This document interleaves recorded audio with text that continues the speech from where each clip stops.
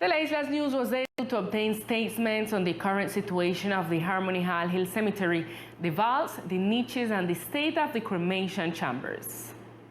In view of the increase in mortality that has occurred in the department administration states that as a result of the COVID pandemic, the expansion of the Harmony Hill Cemetery was contemplated, which has been progressing in recent months with the acceleration of 2 vault towers. This project coming in the development plan of the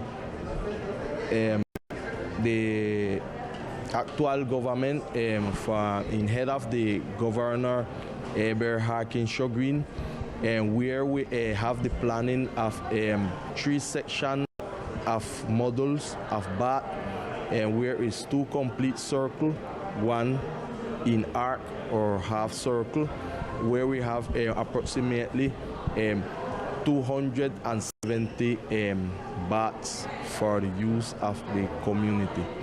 We already have the design them ready. We already have the technical information ready to launch out this project, and to tell the community that we have disponible of the small bats where they can put the people ashes. We have the burning system for the dead people, and still we have some little bats that they can bury the people as well. But we have the project already set up to start the process to contract and build in a fast way this project. Those who wish to use the cremation service should approach the Public Service Secretariat to make their request.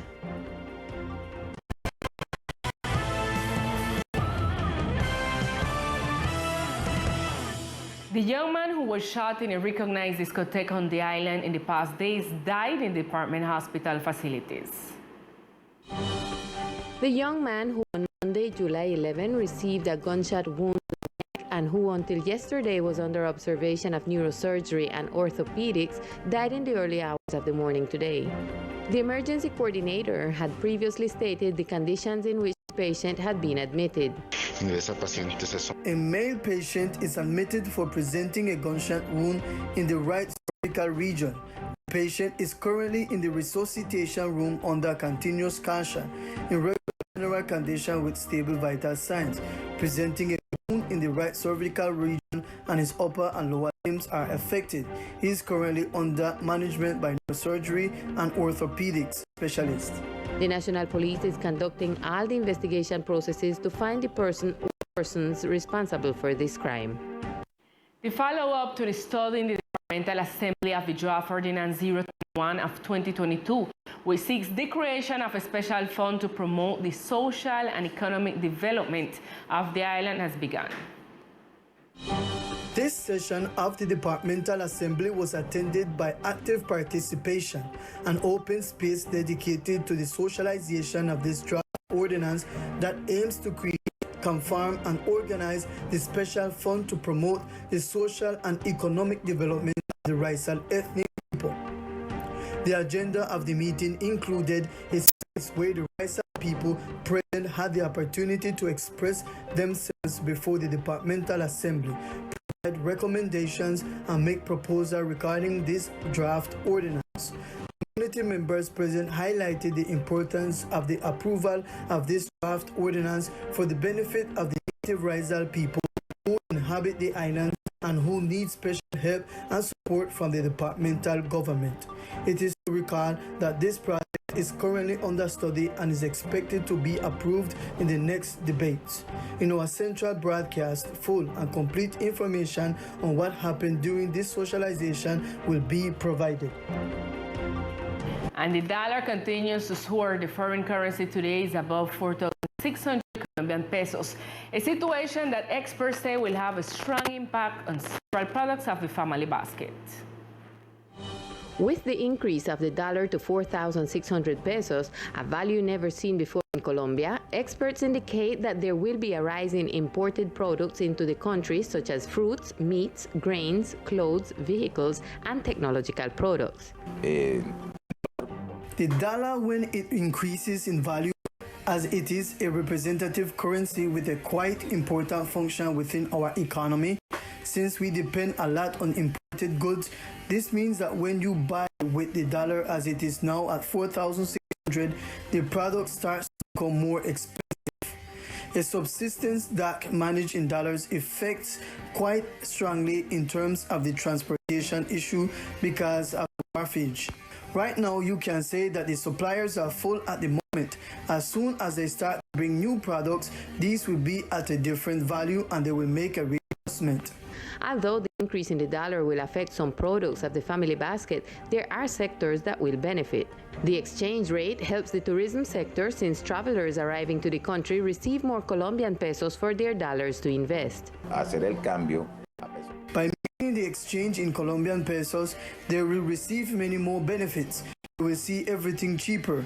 Having a dollar that costs 4,000 pesos, they will receive more Colombian pesos for the amount of the dollar. Then they will find our products more accessible and that benefits foreign tourism. However, tourism that goes abroad will not be benefited. Hernandez points out that a possible decrease in the price of the dollar will depend in part on the decisions of the incoming president, who will have to establish measures to face the economic situation of the country. In other news, the Port Captaincy of our department warns about a considerable increase in wind and waves today in the islands.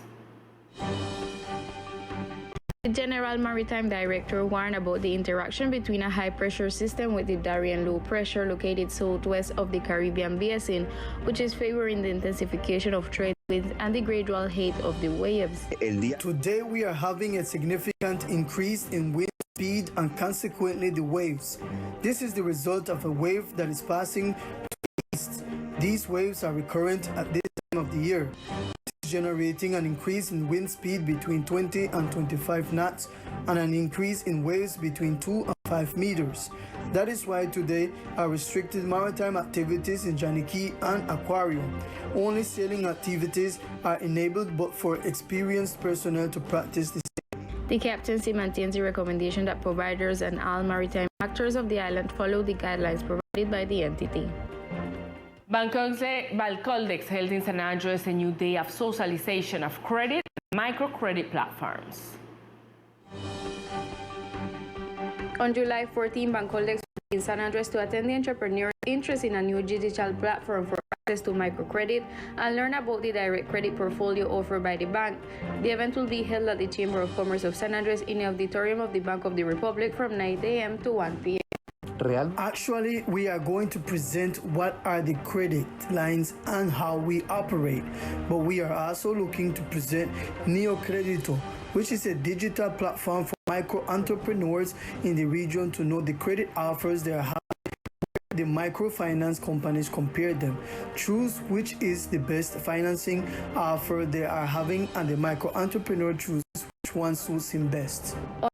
President on the island is important, the Vice President stated.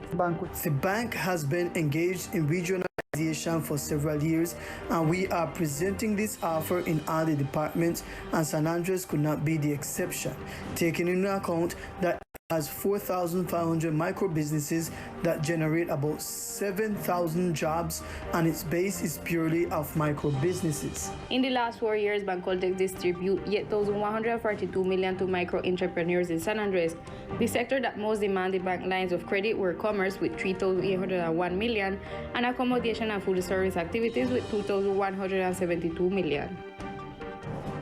Now let's get to know other facts that today are making news in our brief news section.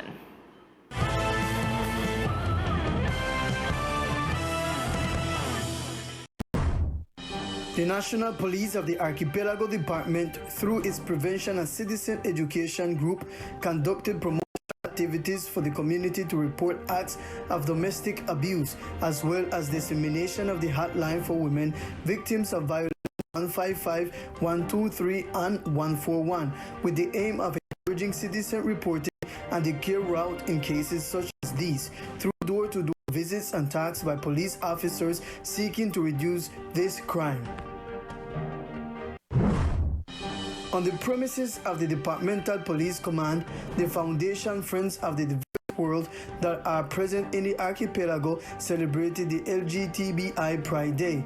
The event tribute to the artist Luis Bustamante, as well as socialization on the channels of care in cases of violation of their rights to which this population can access.